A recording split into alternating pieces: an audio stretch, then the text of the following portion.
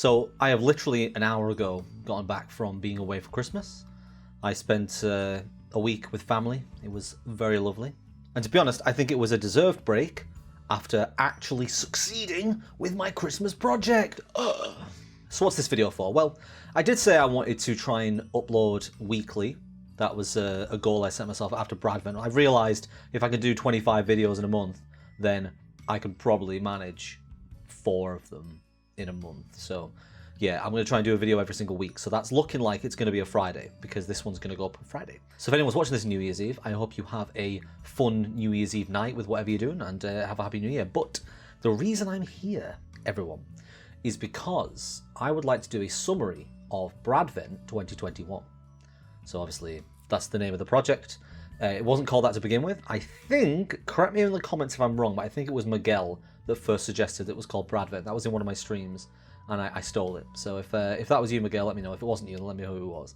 Yeah, so I just want to basically go through, you know, how it went from my perspective, and look at some of the analytics as well, because obviously it's quite interesting, I think, for people to see those kind of behind the scenes. And my channel's not very big, and the views were, I mean, it's a staggering number of views when I actually look at the last month, but honestly, it's not that many compared to what some channels will get.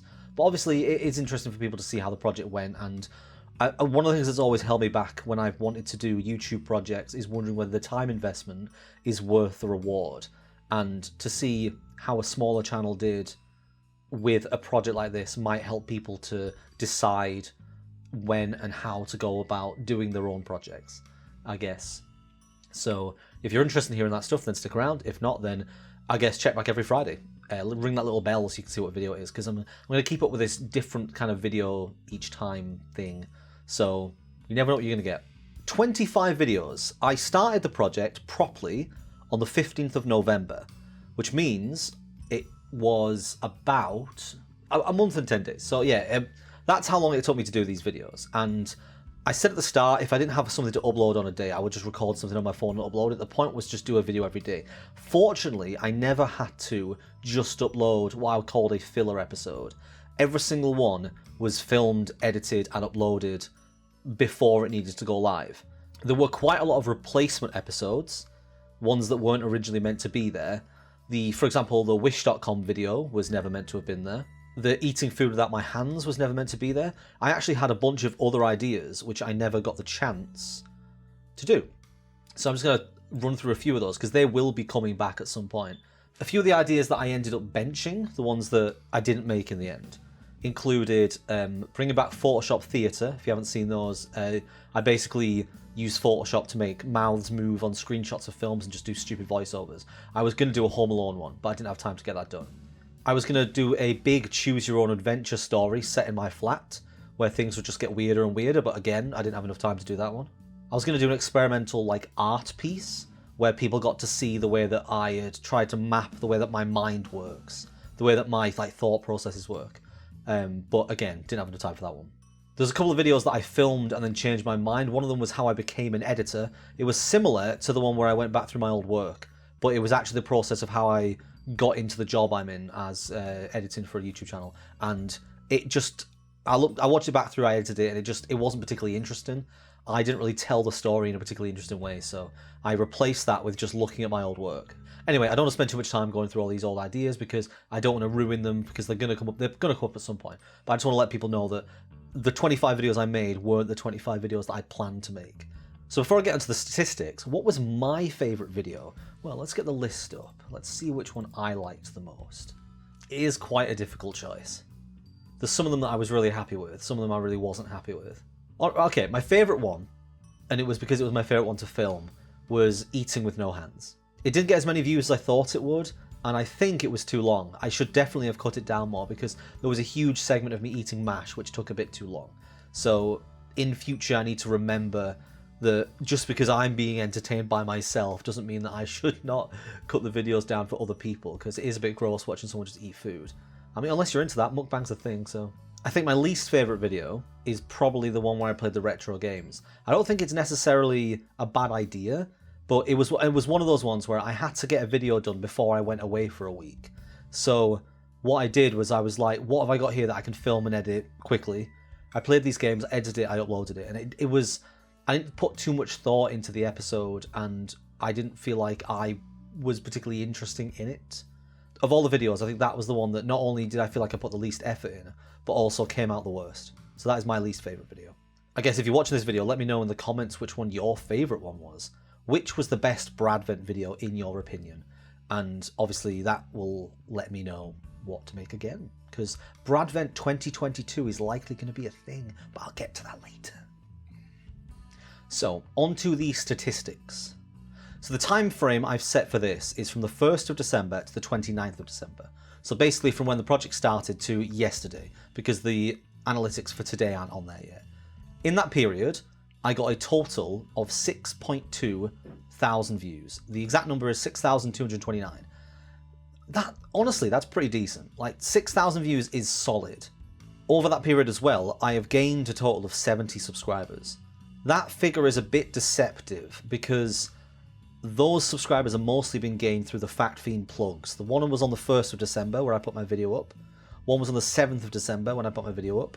And then the other was the Christmas Eve video from Fact Fiend that had Nisha, Lucas and I plugging our projects.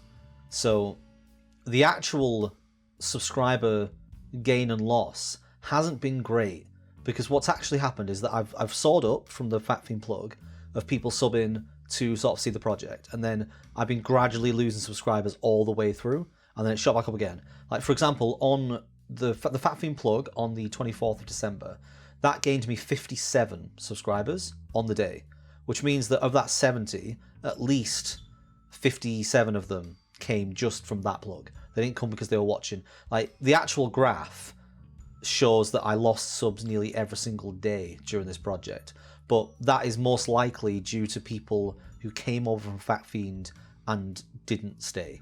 However, views and subscribers aren't that important on YouTube right now. Subscribers are up to a point. When you hit 1,000 subscribers, that's enough for you to get monetized. But the main statistic that's really hard to hit is the watch time. So in order to get a channel monetized on YouTube, for anyone who doesn't know, you need to have 4,000 hours of watch time in a year. In the last month, 1st to the 29th, I had 366 hours of watch time. So if I was able to maintain 366 hours every single month, in a year I would have 4,392 hours of watch time. So I would only just reach the amount needed to monetize my channel. Obviously, I'm not going to do that. I can't make 25 videos every single month.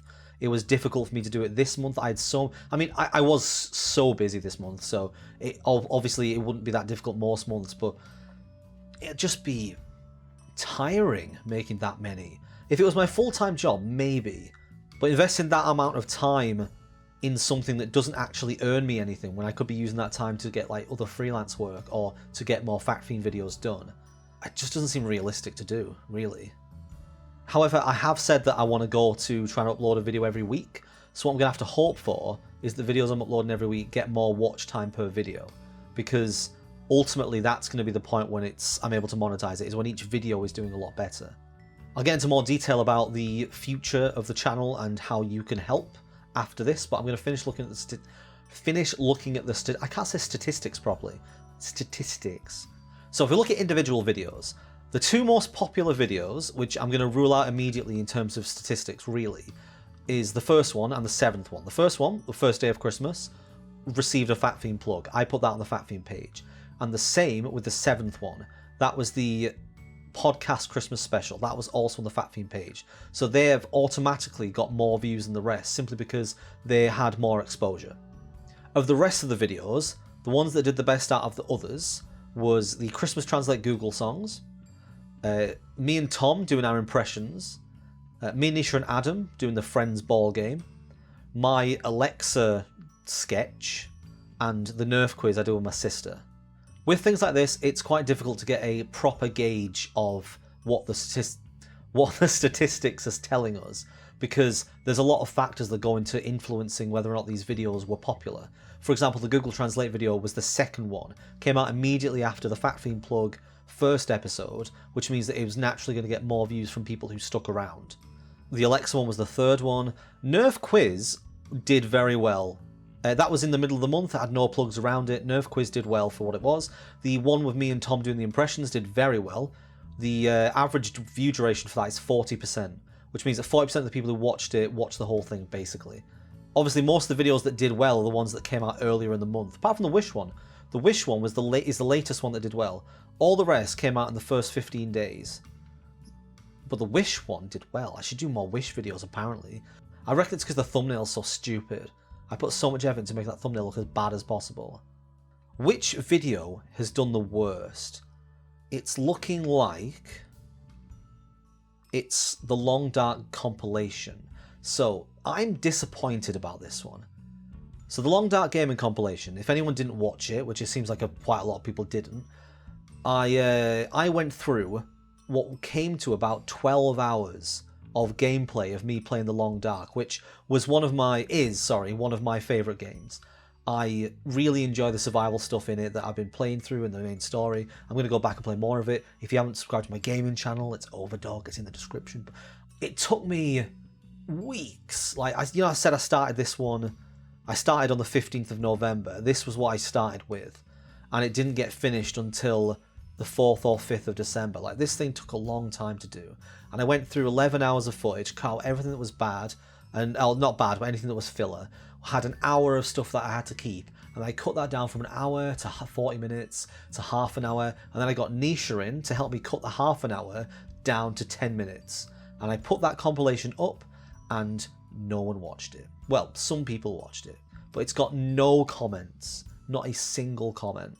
If you're watching this and you haven't watched the Long Dark compilation video, please give it some love. It took me so much time. Just go and give it a comment. Just say, Brad, it was worth it. You enjoyed it.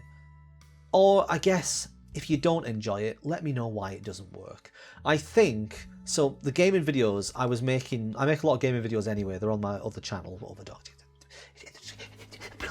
Thinking about it now, maybe I shouldn't have had the gaming videos in, unless they were specifically Christmas themed. Like, the one I did with Nisha where we played Phasmophobia was a Christmas themed gaming episode. And that one, I think, did fairly well. Yes, that one did a lot better. So I think, specifically for Bradvent, I should have made sure that they were all at least slightly Christmas themed, or I wore a Christmas top in them. I'm not saying that I'm not going to do gaming videos in the future, but I might think a bit more carefully about what they are and when they go up. My Minecraft one did okay as well. The retro games one didn't do too great. So it's not specifically gaming. People just, to be honest, people don't know what the Long Dark is. Like, I don't think many people have played it, and the thumbnail isn't particularly exciting. The title isn't particularly exciting. It's just gameplay compilation of this and a picture of the game. I think I'm being a bit too harsh on myself. I think the video is probably fine. I think maybe I didn't advertise it well. The thing about YouTube at the moment is you've got to be really over the top. You've got to have stupid thumbnails that are eye-catching, and you've got to have weird titles. Like the title of me and Tom, the two impressionists do non-impressions, and a thumbnail of our distorted faces screaming merge. I think maybe the takeaway I should have from this is that the more silly my thumbnails are, the more likely people are to watch. I like making thumbnails, so that is a good takeaway for Brad. Future Brad, make better thumbnails. Anyway, I've rambled for a while, so what I'm going to do is I'm going to conclude this and tell you about the future. So, conclusion. What am I happy with? I'm happy that I did this. I constantly say I'm going to do a project and don't do it. And I bet most of the people that I'm close to, when I said to them, oh, I'm going to do this project where I do a video every day for Christmas, I bet most of them thought I wouldn't end up doing it. And I did. So, you know, pat on the back for me. I'm happy with the way a lot of the videos turned out. I like, some of them are things that I wouldn't normally have done, like the ghost sightings video is something I wouldn't normally have made, but I'm super happy with how that turned out, even though I didn't have a lot of time to put sort of more of the effects and stuff into the transitions in between and the glitchy stuff and things. It's good. I enjoyed it. I got to do so many different things as well. Like, I really enjoyed the eating without my hands, like I said earlier. Like, plunging my face into a trifle was hilarious. I got to learn how to make knots. I got to spend some time with my mum just throwing stuff at trees. Did some quizzes. Played some games. Acted like a tit in front of a green screen. I got to do a load of things. It was fun. It was really fun to do. I definitely could have started earlier. And definitely could have been a bit more organised overall. I mean, to be fair, I was very organised because I didn't have a lot of time. What am I not happy with? I think I'm not happy that I had to put some of my ideas on the bench. Some of the ideas were ones I really wanted to do, and obviously I will do them. But I think if I'd started this project earlier, when I originally planned, which was August, was when I first decided I wanted to do this. If I'd started in August, I would not have had this problem. I'd have been able to do all these videos in due time, which is why, segue into the next bit, the future, I'm already planning Bradvent 2022. I have, I think, 4 video ideas queued up. Things that I want to do, or I didn't get to do this year, or I think will be funny. So, Bradvent will return in 2022. Fingers crossed. You never know, something might go wrong. So, I don't 100% definitely going to do it, no. I'm most likely going to be doing it. But until then, I'm going to be trying to do a video every week.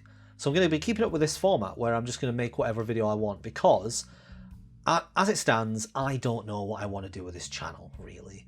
I've tried to make a bunch of different things. I've made sketches, I've made Photoshop videos, and they have varying levels of success. But to be completely honest, I like making videos.